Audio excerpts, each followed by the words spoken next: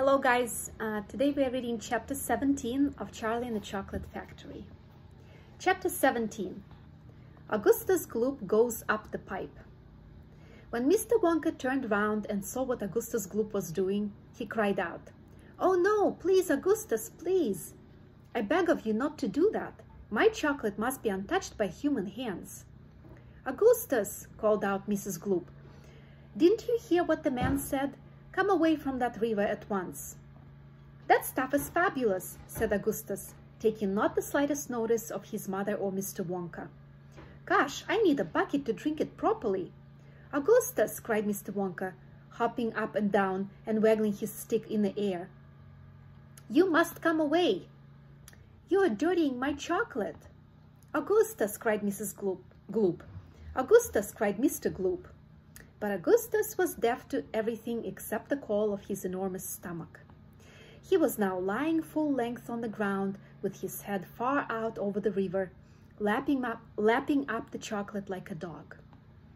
"Augustus," shouted Mrs. Gloop, "you'll be giving that nasty cold of yours to about 1,000,000 people all over the country."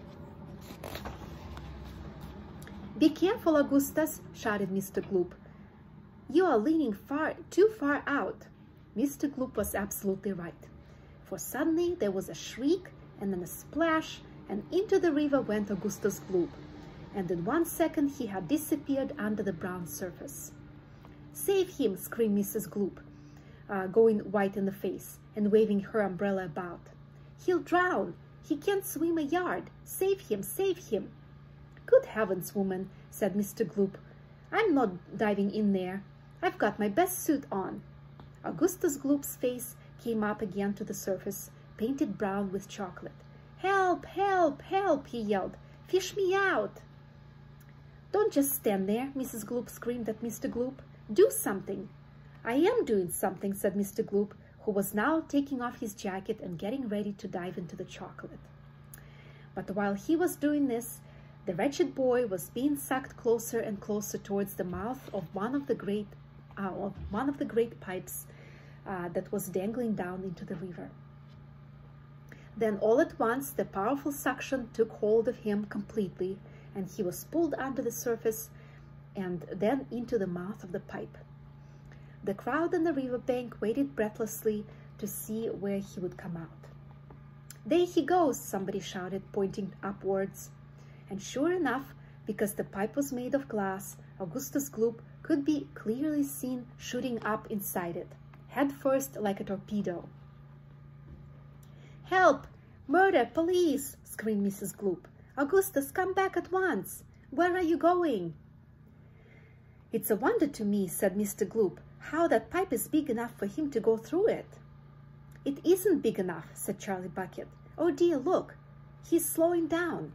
"So he is," said Grandpa Joe. "He's going to stick," said Charlie. "I think he is," said Grandpa Joe. "By golly, he has stuck," said Charlie. "It's his stomach that's done it," said Mr. Gloop. "He's blocked the whole pipe," said Grandpa Joe. "Smash the pipe!" yelled Mrs. Gloop, still waving her umbrella. "Augustus, come out of there at once!"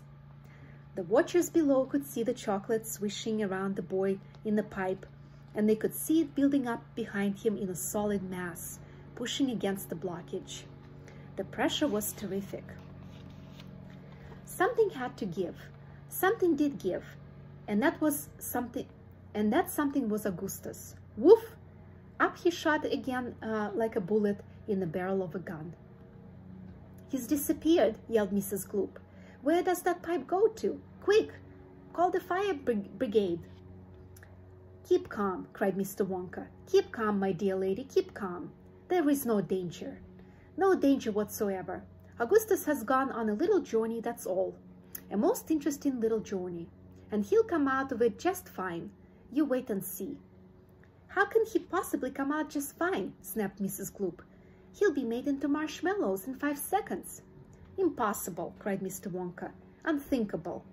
Inconceivable! Absurd! He could never be made into marshmallows." "And why not, may I ask?" shouted Mrs. Gloop. "Because that pipe doesn't go anywhere near it. That pipe, the one Augustus went up, happens to lead directly to the room where I make a most delicious kind of strawberry-flavored chocolate-coated fudge." "Then he'll be made into strawberry-flavored chocolate-coated fudge," screamed Mrs. Gloop. "My poor Augustus, they'll be selling him by the pound all over the country tomorrow morning." "Quite right," said Mr. Gloop. "I know I'm right," said Mrs. Gloop. "It's beyond a joke," said Mr. Gloop. "Mr. Wonka doesn't seem to think so," cried Mrs. Gloop. "Just look at him. He's laughing his head off. How dare you laugh like that when my boy's just gone up the pipe? You monster!" she shrieked, pointing her umbrella at Mr. Wonka, as though she were going to run him through. "You think it's a joke, do you? You think that sucking my boy up into the fudge room like that is just one great big colossal joke?" "He'll be perfectly safe," said Mr. Wonka, giggling slightly. "He'll be chocolate fudge," shrieked Mrs. Gloop. "Never," cried Mr. Wonka. "Of course he will," shrieked Mrs. Gloop. "I wouldn't allow it," cried Mr. Wonka. "And why not?" shrieked Mrs. Gloop. "Because the taste would be terrible," said Mr. Wonka. "Just imagine it, Augustus flavored chocolate-coated Gloop. No one would buy it." "They most certainly would," cried Mr. Gloop indignantly. "I don't want to think about it," shrieked Mrs. Gloop. "Nor do I," said Mr. Wonka. "And I do promise you, madam, that your darling boy is perfectly safe." "If he's perfectly safe, then where is he?" snapped Mrs. Gloop. "Lead me to him this instant." Mr. Wonka turned around and clicked his fingers sharply, click, click, click, 3 times. Immediately, the Oompa Loompa appeared as if from nowhere and stood beside him. The Oompa Loompa bowed and smiled, showing beautiful white teeth. His skin was rosy white. His long hair was golden brown, and the top of his head came just about the height of Mr. Wonka's knee. He wore the usual deerskin slung over his shoulder. "Now listen to me," said Mr. Wonka, looking down at the tiny man. "I want you to take Mr. and Mrs. Gloop up to the fudge room and help them to find their son Augustus. He's just gone up the pipe." The Oompa Loompa took one look at Mrs. Gloop and exploded into pearls of laughter. "Oh, do be quiet," said Mr. Wonka. "Control yourself. Pull yourself together. Mrs. Gloop doesn't think it's at all funny." "You can say that again," said Mrs. Gloop. "Go straight to the fudge room," Mr. Wonka said to the Oompa Loompa. "And when you get there, take a big stick and start poking around inside the big chocolate mixing barrel. I'm almost certain you'll find him in there. But he'd better look sharp. You'll have to hurry. If you leave him in the chocolate mixing barrel too long, he is liable to get poured out into the fudge boiler. And that really would be a disaster, wouldn't it? My fudge would become quite uneatable." Mrs. Gloop let out a shriek of fury. "I'm joking," said Mr. Wonka, giggling madly behind his beard. "I didn't mean it. Forgive me. I'm so sorry. Goodbye, Mrs. Gloop. And Mr. Gloop, goodbye. I'll see you later." As Mr. and Mrs. Gloop and their tiny escort hurried away, the 5 Oompa Loompas on the far side of the river suddenly began hopping and dancing about and beating wildly upon a number of very small drums. "Augustus Gloop," they chanted. "Augustus Gloop! Augustus Gloop! Augustus Gloop!" All right, this is the end of chapter 17, and you will have 3 questions on the quiz in a separate video. Goodbye, and I'll see you tomorrow.